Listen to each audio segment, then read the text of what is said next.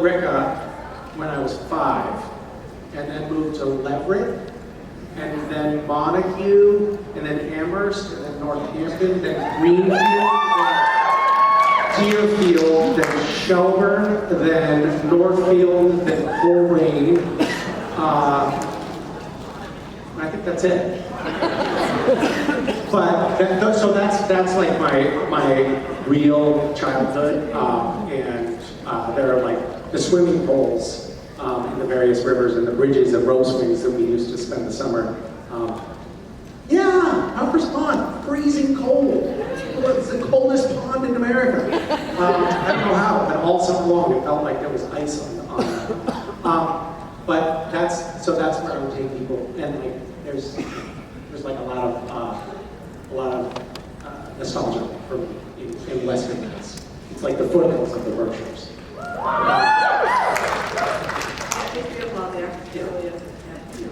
And it's also got its like rough underbelly as well.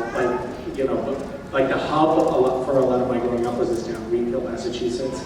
And Anthony Bourdain did an episode of his show, which was about the heroin highway and the opioid epidemic. And he spent a lot of time in that episode in Greenfield, Massachusetts, talking about people who had just been hammered by the opioid epidemic. And that, like, it's one of the, it's like this, there's so many of these stories in communities up throughout New England, but this was like it was a tool and die mill town, and the mills shut down, and then people were left without jobs, and then a couple of box stores opened up on the outskirts of town, and they desiccated the businesses downtown. So there was like this, it felt like there used to be a thriving economy and community here, and that had been taken away, which is almost harder than having started with nothing. And it was like, there were a lot of hard things about it, but it felt like we were somehow all getting through it together. I don't know if that makes any sense, but yeah, I love going back to Western. Thank you. Thank you.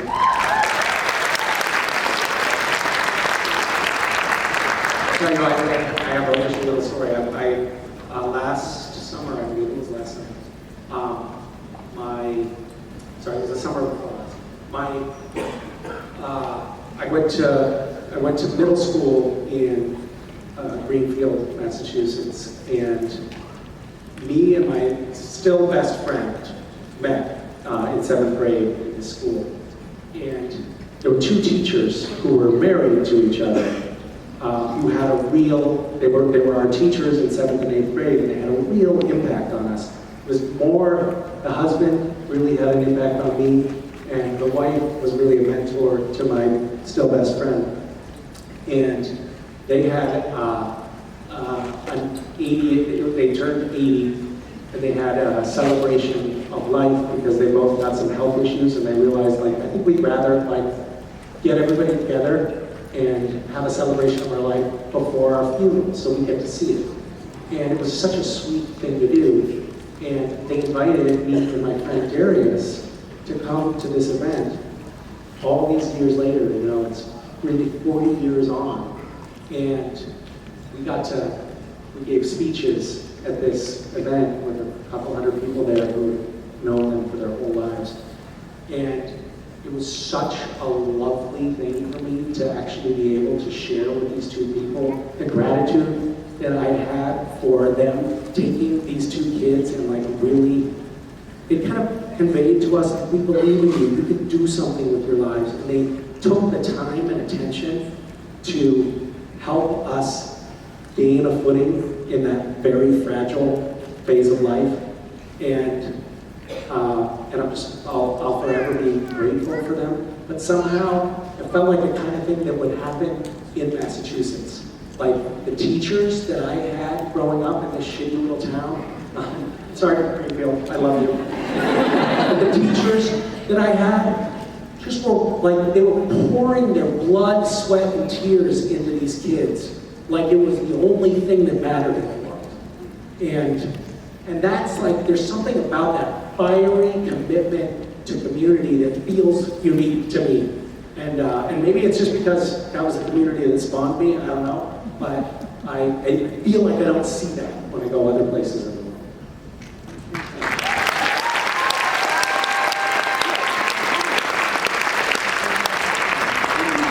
Hi. My name's Nakona. Wait, can you say that again? Nakona. Hi, Nakona.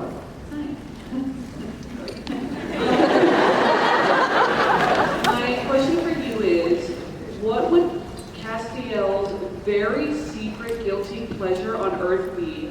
And would he tell Sam and Dean about it, or would they find out themselves? Probably Dean would find out. He like wakes up. He's like, "Fuck! What the fuck are you doing, Cass?"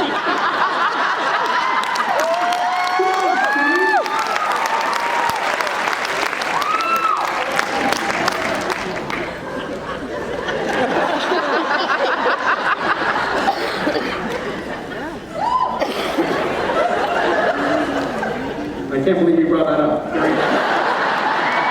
Very inappropriate. Thank you. Hi, my name is Sophie, and I recently just got LASIK, which is when I found out that my eyes are more prone to sensitivity to light. Because your eyes are so pretty and so blue, how sensitive are they?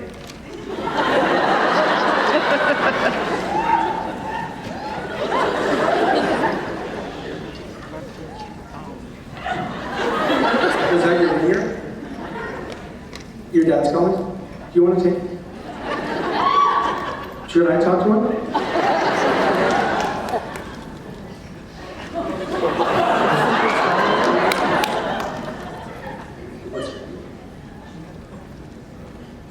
Hey, Jose. Nino's going to stand me your phone. Her phone, to talk to you. Well, you're on speakerphone, and there are about 2,000 people listening.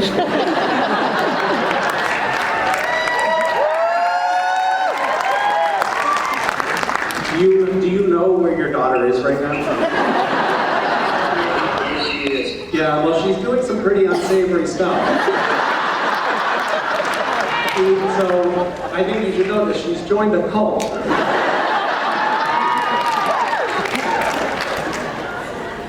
This is an intervention. Anyway, she can explain to you the rest of it, but she needs help.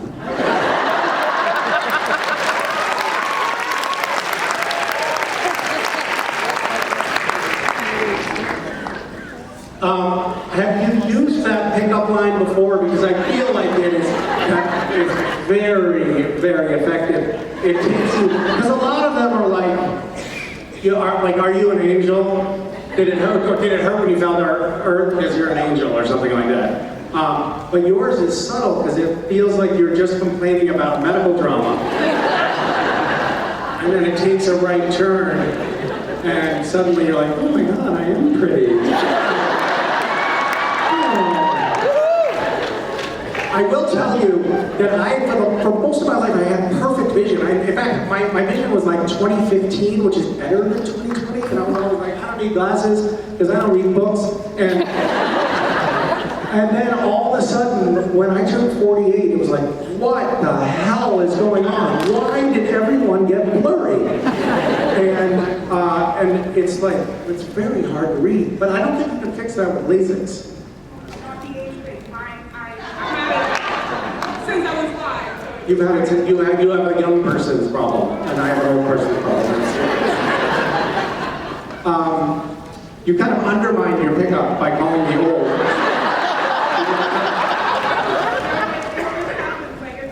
If it continues on, we might not be able to fix it again. I'm like, thanks for letting me know.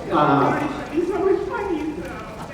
But they were still saying, like, you're still young enough to make it happen, which is nice to hear a little bit. Yeah.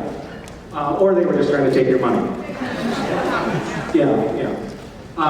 Well, congratulations on having your vision fixed, and thank you for acknowledging my eyes. Very good. Hi. Misha, I'm from New Orleans. Hi, what are you doing all the way up here? Well, I got on the plane. Tell us every step of the way. nicely these days. Congratulations on that. My question for you is, now that you're familiar with the boys' universe, what do you think Cass, Sam, and Dean would do if they were French and staked over to that universe?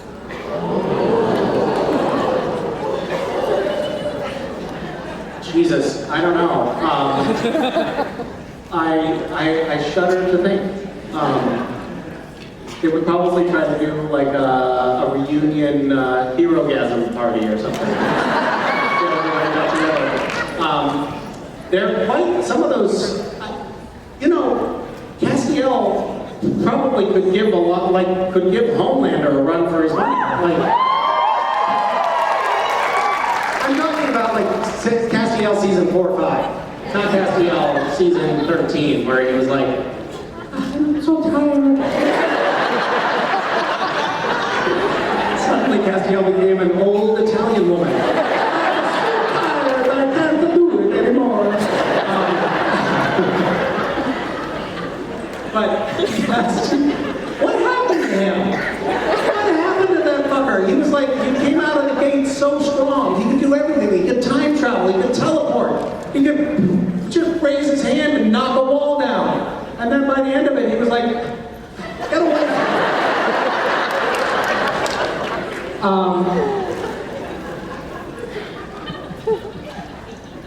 I think that they would probably try to take out Homelander. That's what I think. I think they would go for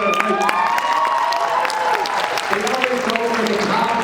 They always try to take out the top, whoever the top fascist dog is. They try to take it out. Like in Supernatural, they tried to they went after God. Which, by the way, how were there not massive protests against the show? They're trying to kill God. Everybody's like, yeah, that's cool. That's I mean, priests. They're like, I love Supernatural.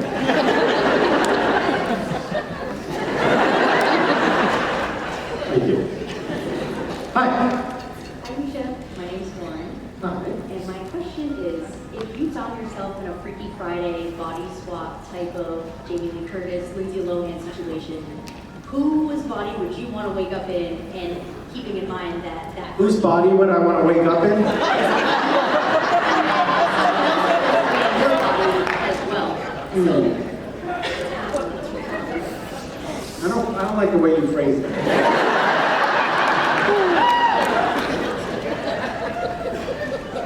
So whoever I wake up inside of, they're gonna be inside me too. Yeah, that's a tricky one.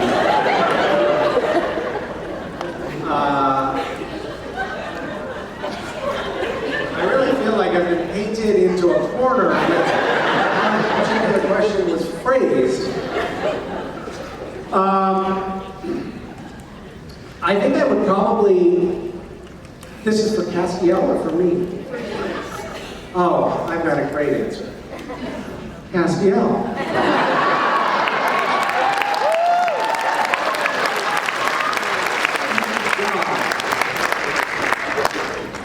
This is gonna be a totally autoerotic thing, and we're gonna be totally fine.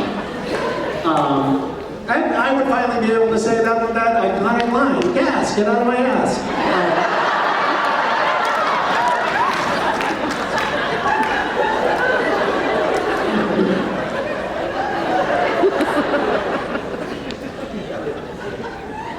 Shame on you as well. Hello. Hi, I'm Lisa. Hi, Lisa. Is there an episode or character from Supernatural that you gained some learning or insight that you brought into your own life? I think I learned a lot, this sort of goes back to an earlier question from the panel, but I think that I actually did take some, even if subliminal, unconscious teaching from Castiel's character of being somebody who was always trying to do the right thing, even when he's catastrophically fucking up. Was it a bridge too far? Was it to get out of my ass line? What was it? give me the feedback I wanted. That was it. That was it. That was what tipped the scales, yeah.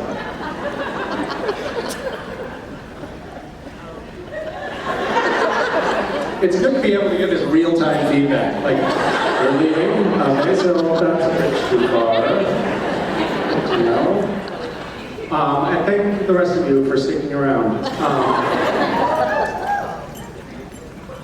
So I feel like I actually took some kind of instruction from that, of just having that kind of true moral compass where you're always trying to do the right thing.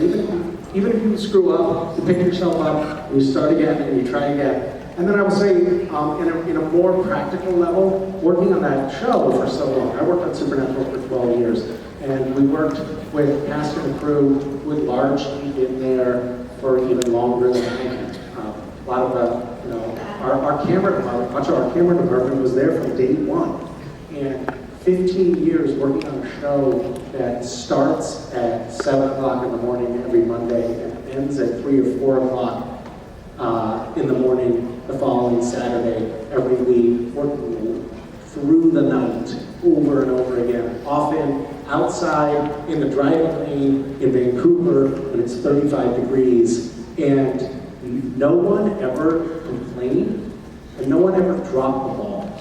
You know, everybody was accountable to everyone else on the crew. Everyone knew, like, if I show up and I don't know my lines, or if I linger in my trailer and don't show up on set, I'm not just screwing up my scene, but I'm screwing up this whole night for 150 people that I'm working with. And that like kind of toughened me up, and also I definitely learned I learned a lot just from that experience of working with a crew where everyone knew, like, if the on-set painter wasn't standing at the ready to fix something on the wall when blood got splattered on it and we needed to do another take, everyone on the crew would have to wait. So every single person was vital, and every single person held up their end of the bargain on that show, and I think that actually taught me a lot.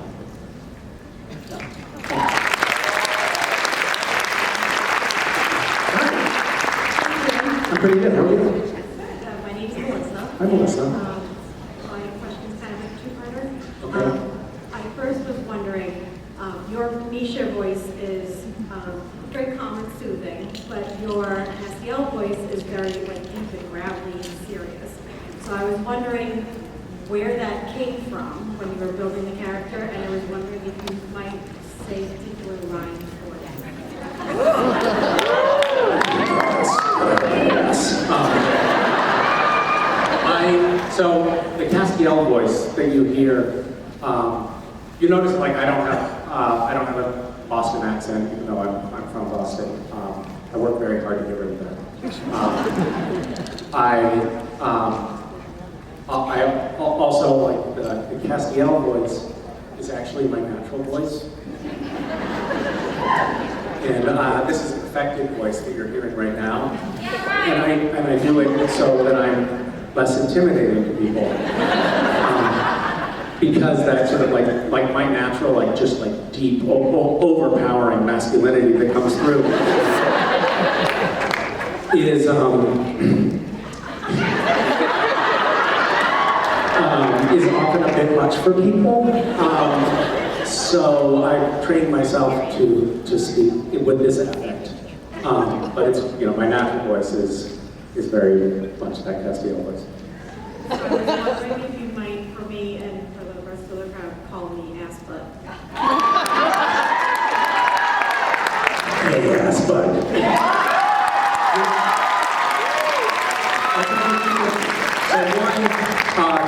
The Castiel voice, right? I read the script where Castiel shows up, and in the script, Castiel is in his true form. He's an angel, right? And he's trying to, this is before he finds a vessel, he's trying to communicate with Dean ineffectively. And in so doing, television is blowing up, the windows are shattering.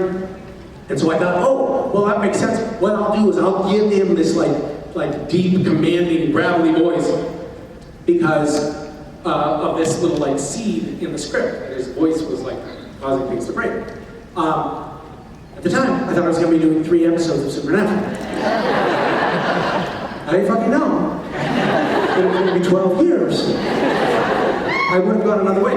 And doing that deep, gravelly voice, it was actually hard on my voice. And it was like, maybe season 5 at some point, I went to the doctor and I was like, I have had a sore throat for like 2 months, and I don't know what's going on. It just won't go away. I figured out that I actually, I was damaging my voice with the Castiel voice. And it got worse over time because I was on set, and Jensen would always be like, Sam, come on, let's go. But then I keep walking over, hey, hello, Dave. And so then Jensen was like, oh, fuck, I'm not gonna let that fucker have the deeper voice. So then he was like, hey, Sam. And I was like, we're not gonna do that. Hello, Dave. And then Mark Shepard got on the show and was like, hello, boys.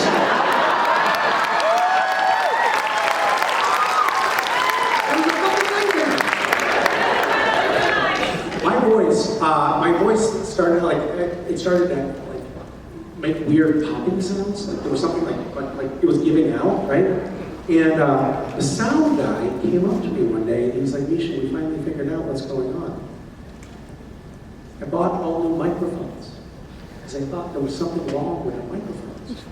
Because when they would get into the editing booth for Supernatural, there would be these weird little clips, like these little peek out on the equalizer clips. And it was like my voice making these weird popping sounds. And they thought there was something wrong with their equipment. There was something wrong with my equipment. There's never something wrong with my equipment. And such a child. But somebody in post-production then had to go in and edit in the audio editing software, edit out these little spikes in the audio on every bit of dialogue that I recorded. There'd be these weird clips they'd have to go in and edit. So I actually gave somebody a job. Yeah, I could probably keep talking about the Castiel voice. There's probably a lot to mine there. Thank you. Thank you. Hi. Hi, my name is John. Hi, John. I recently graduated. Congratulations. Thank you so much. Are you gonna, what did you graduate from? College, sorry. Congratulations. Thank you so much. What are you gonna do when there's no jobs? I actually, for the first time, I'm experiencing the world without the structure of classes in school, and it's a little weird. And I just didn't know if you had any advice from when you were 22 that you could recall. I can tell you lots of things not to do. I remember that time very well. There was something about the structure of school that and even I took a year off from college, and I had this condensed period of time, and it was a time when you could get internships and do cool things, and I filled it up with so many great things. And I was like, God, not being in school is amazing. I can't wait to get out of school because it's this whole universe of things to do. It's gonna be awesome. And then I got out of school, and I felt like I was paralyzed by the opportunities. Not like people were knocking down my door asking me to do things, but just I could go in any direction. And I felt like if I made any one choice, I'd be closing all the other doors. And so I was just I basically just stood there, paralyzed with indecision for a year, trying to figure out what to do. And it's actually a really hard thing to figure out. And I would volunteer a couple of pieces of advice that as you get older, you'll be able to see here as well. One of which is, life is actually quite a bit longer than you think. When you're 22, you think this year is so important. I've got to figure it out right now. The truth is, you've got time. You give yourself the time and space to figure things out. Be patient with yourself. You can change careers. You can try something and then try something different. Iterate. Experiment with things. Sample. See what you like, what you don't like. And I think that people who do the thing that they love rather than doing the thing that they think they're supposed to do end up being much more successful in life. So find out what you love and then go after that thing.